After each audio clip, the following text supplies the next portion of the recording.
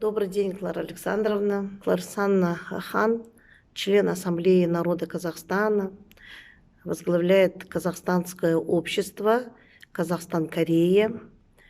Кларсанна тот легендарный человек, который когда-то была депортирована в Казахстан из своих исторических корней, родины, именно в Казахстан, в Кызылординскую область. Человек-легенда, которую я люблю, обожаю.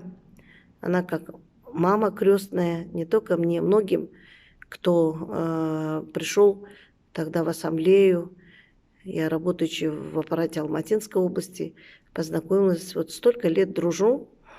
И когда бываю где-то в Алмате, в командировке, при встрече всегда стараюсь навестить и пообщаться с Кларсаной. И этот случай мне выпал сегодня. Я с большим удовольствием встретились, поговорили.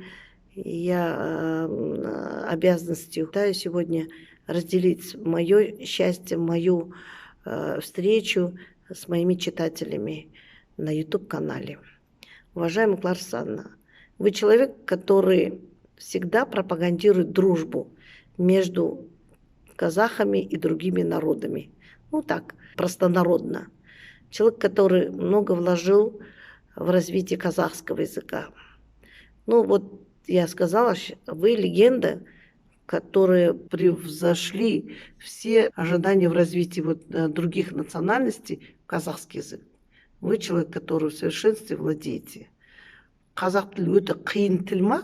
Кларсан, жоқ қиын емес па? Маған қиын емес. Білмесе, қазақша білмесе, қиын деп айтуға болады. Бірақ мен білемін қазақша, сондықтан қиын емес деп ойлаймын. Жалпы қазақ тілді білу парыз ба? Біздің отанымыз Қазақстан.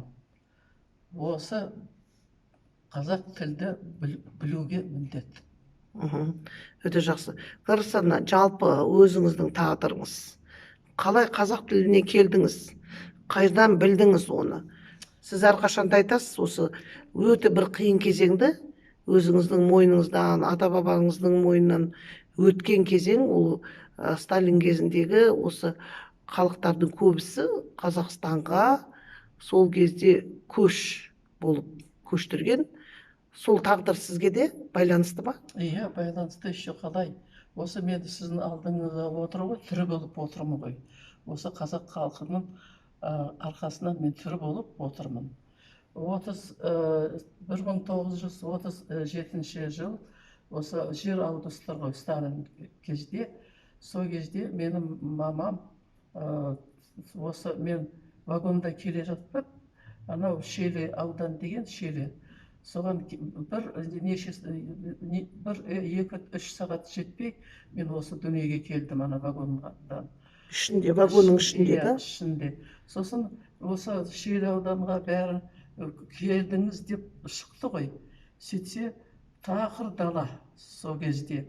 Бәрі жылап, ойба бізді өл деп мына жерге тастады деп.